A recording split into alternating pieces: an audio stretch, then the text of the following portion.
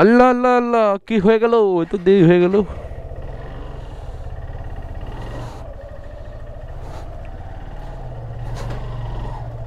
আমা গেলাম।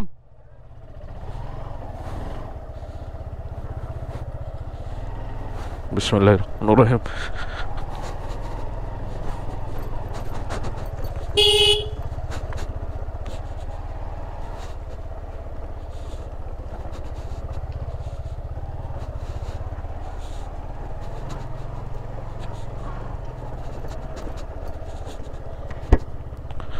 Assalamu alaikum everyone.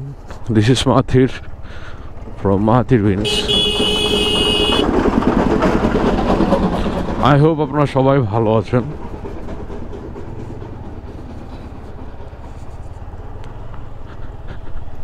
এলাকা উন্নয়নের কাজ চলতেছে ধুমায়া, যে যার মতো বাড়িঘর বানানোর চেষ্টা করতেছে।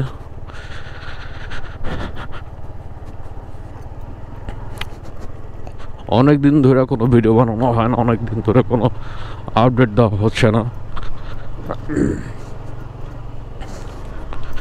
আমি আর কি আপডেট দিব ভাই? আমার থেকে বড় আপডেট হচ্ছে দুইটা নতুন নতুন ব্র্যান্ড ঢুকে গেল, এর মধ্যে দিয়ে রয়্যাল এনফিল্ড আর হচ্ছে সিএফ মোটো। মানে ঢুকে গেল বলতে তাদের বাইক রাস্তায় আর হামেশা দেখা যাচ্ছে এখন। এটা হচ্ছে একটা লেটেস্ট এবং বিউটিফুল নিউজ।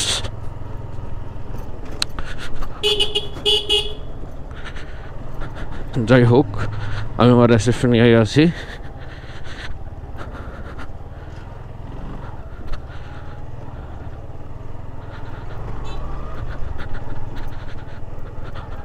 আমার কাছে আমার রিসেপশন অনেক সময় সিএফ ফিল দেয়,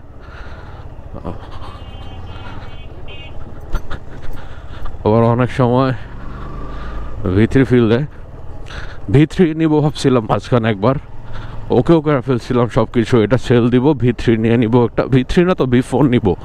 পরে ভাই দেখলাম যে V4 এর ব্যাগের যে সিটটা আছে, পিলিয়ন সিটটা অত্যাধিক ছোট, মানে অতিরিক্ত ছোট, যেটার মধ্যে আমার আম্মু আরাম করে বসতে পারবে না, আমার ওয়াইফও আরাম করে বসতে পারবে না। দেখা যায় কি ম্যাক্সিমাম টাইম আমি আমার ওয়াইফকে নিয়ে বাড়িতে যাই, আম্মুকে নিয়ে বাড়িতে যাই, আবার ব্যাগ ট্যাগ বাঁধি, কিছু আনি বাড়ি থেকে, দুধ টুধ আনি, এগুলো করি। তো এগুলো বাঁধারও জায়গা নাই সাইডে।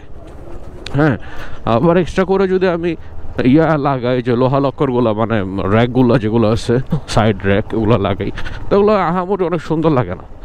হ্যাঁ, একটা স্পোর্টি ফিল্ডের যে বাইকটা ছিল সেই বাইকটা তখন ফিল্ডটা নষ্ট হয়ে যায়। সো দ্যাটস ওয়াই চিন্তা করলাম যে যেহেতু এদিকে হচ্ছে না ওদিকে হচ্ছে না, তাহলে বেটার হয় কোনটা? বেটার হয় এসএফটা থাকাটাই। তো এসএফ, কারণ এটা একটা স্পোর্টি লুক দিচ্ছে, সাইডে স্ট্যান্ড আছে, আবার হচ্ছে ওয়াইফ নিয়েও যাওয়া যাবে কোথাও, পিছনে ভালো একটা বিগ সাইজের পিলিয়ন সিট আছে, যেখানে সে বসে আমার ফ্যামিলি মেম্বাররা ওরকম পেইন খাবে না। ঠিক আছে, সব কিছু মিলে চিন্তা করে ওকে, দ্যাটস ইট। পরে আর না হলো না, এসএফটাকে কন্টিনিউ করলাম।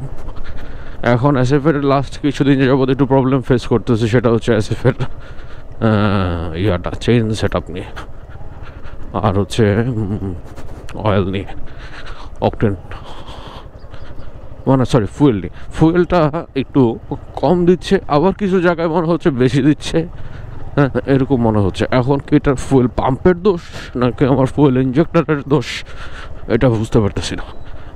আর হচ্ছে মোবিলটা, লাস্ট যে মোবিলটা চেঞ্জ করলাম, সেই মোবিলটাতে আমার মোবিল লাগে 850 ml, সেখানে আমারটার মধ্যে মজুদ ছিল, মানে অবশিষ্ট ছিল মোবিল 100 ml এর মতো। তাহলে 100 ml যদি থাকে তাহলে এটা একটু না ভালোই থিঙ্কিংয়ের মধ্যে পড়ে যে বাকি মোবিলটা কোথায় গেল, এতটা মোবিল কি খেয়ে ফেলছে গাড়ি। তো আমাদের ধারণা, মানে আমি যেখান থেকে চেঞ্জ করি সেটা হচ্ছে ইয়ামাহার একটা কি বলবো, মিনিমিলাস্টিক একটা শোরুম বা সার্ভিস সেন্টার। মানে আমাদের খালপাড়ে যে ইয়ামাহাটা ছিল সেটার যে সার্ভিস সেন্টারটা ছিল, ওইটার বড় বড় 4 জন মাথা বা 3 জন 4 জন মাথা, মানে 4 জন বিগ সার্ভিস বয় বা সার্ভিস ম্যান যারা সার্ভিস করে তারা বের হয়ে গেছে, বের হয়ে নিজেরাই একটা সার্ভিস সেন্টার ওপেন করছে। ওইটাতে আমি যা চেঞ্জ করি, ওইটাতে আমি এখন কাজ করি। তারা খুবই ভালো, কারণ আমার বাইক যেহেতু তারা সার্ভিস করছে, দ্যাটস মিন বলা যায় যে তাদের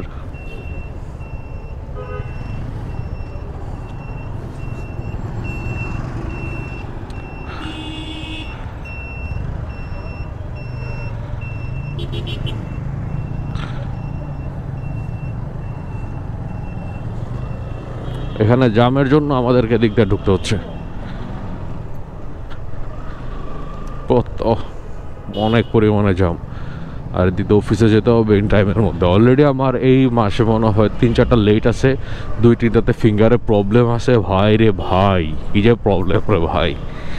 হ্যাঁ, আমার এই ফিঙ্গার মেশিন, আমি আজকে প্রায় 3 বছর যাবত এখানে সুন্দরবনে আসি, অথচ আমার ফিঙ্গার মেশিন আমার এখনও চিনে না, এখনও সে ডাউট ফিল করে আমার এটি। মানে এগুলার নিজের বলে খুব কষ্ট লাগে রে ভাই, ছোটো ছোটো ফিল হয়। যাই হোক, এই সাথে মনে হচ্ছে শীতও মোটামুটি শেষ। শীত প্রায় শেষ পর্যায়ে চলে আসছে। তো যাই হোক, আমরা সবাই শীতকে খুবই মিস করব এবারে, যদি ওরকমভাবে শীত পড়ে নাই। আয় হায়, এদিকেও যাও।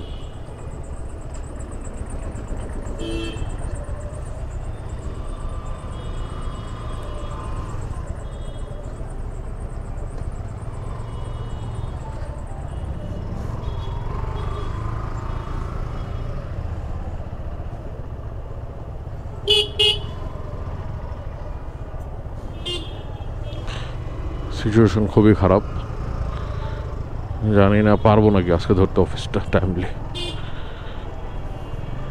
আই গেস ধরতে পারবো, আই গেস না, আই হোপ।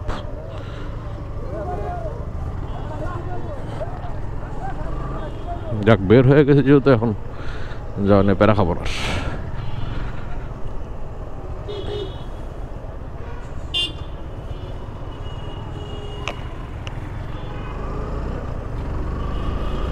ওদিকের জাম কি ছেড়ে দিছে?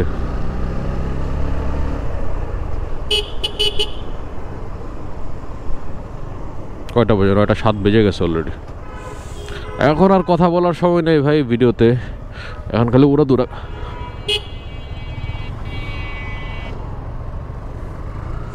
উড়াদুরা গাড়ি টানতে হবে। 9:07 বাজে, তার মানে হাতে সময় আবার 5 মিনিটের মতো।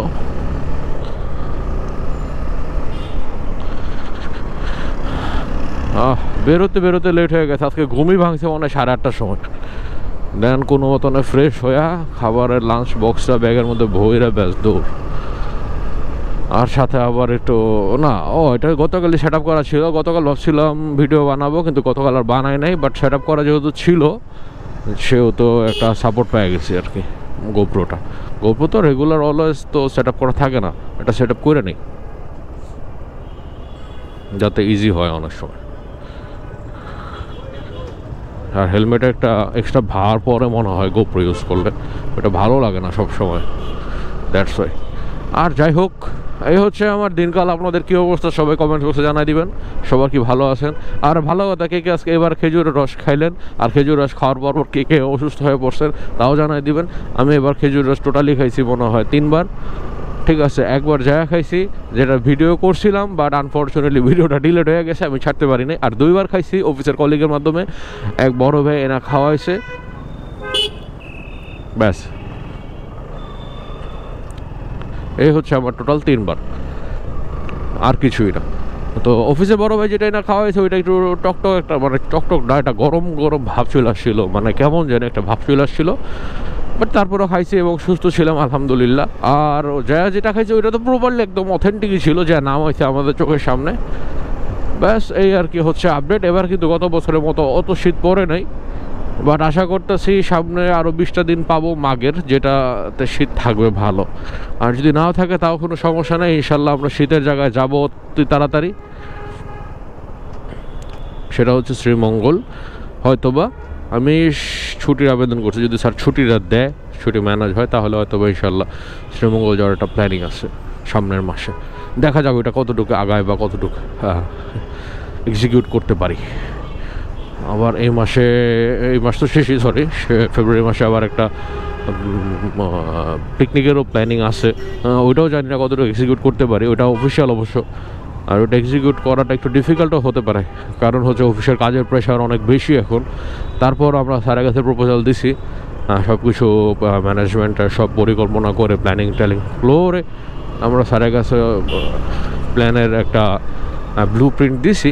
এখন স্যার দেখা যাক কী করে বা স্যার কী বলে, উনি কতটুকু এগ্রি করে। যাই হোক, ওইটা হচ্ছে অন্য টপিক। এগুলো হাতে আছে।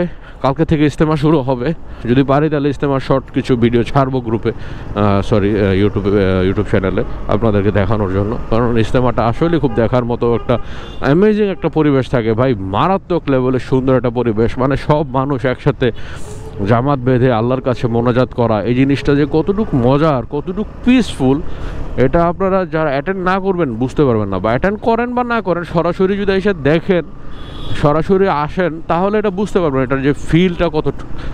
একসাথে এত মানুষ, লক্ষ লক্ষ মানুষ বসে একসাথে মোনাজাত করা, আল্লাহর কাছে কিছু চাওয়া, এটা যে কতটা মজার, কতটা ফ্রেশ একটা ফিল দেয়, ভাবা যায় না, না দেখলে ভাবতে পারবেন না।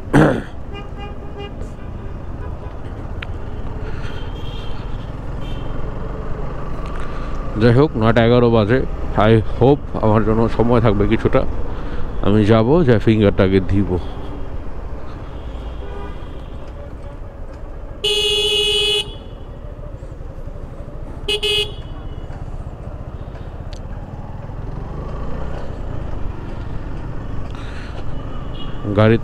গাড়িটা একটু ওয়াশ দিতে হবে। কিছুদিন আগে ওয়াশ করাইছি অবশ্য, তারপরও মনে হচ্ছে আবার একটা ওয়াশ দিতে হবে। ওয়াশ দিলে গাড়ি পাতলা হয়। যাই হোক, আমি আমার গাড়ি না স্যাটিসফাইড, আলহামদুলিল্লাহ। সে আমাকে ভালো একটা ব্যাকআপ দিচ্ছে বা দেওয়ার ট্রাই করছে।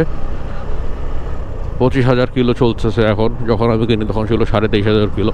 23,500 কিলো অবস্থায় একটা গাড়ি আমাকে ভালো সাপোর্ট দিচ্ছে। বাট আমার মনে হচ্ছে কি, যে এইসব গাড়িগুলো রিসেল ভ্যালুটা একটু পড়ে গেছে, বা রিসেল ভ্যালুটা কমে গেছে। আমি জানি না সঠিক, তারপর মনে হচ্ছে যে রিসেল ভ্যালুটা একটু কম এখন এইসব গাড়িগুলোর।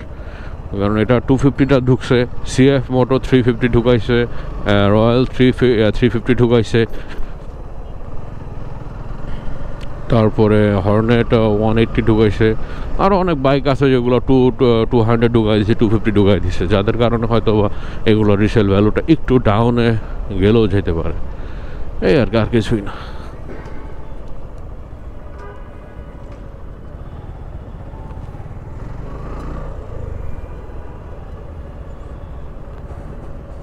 আরিফ ভাই চলে আসছে।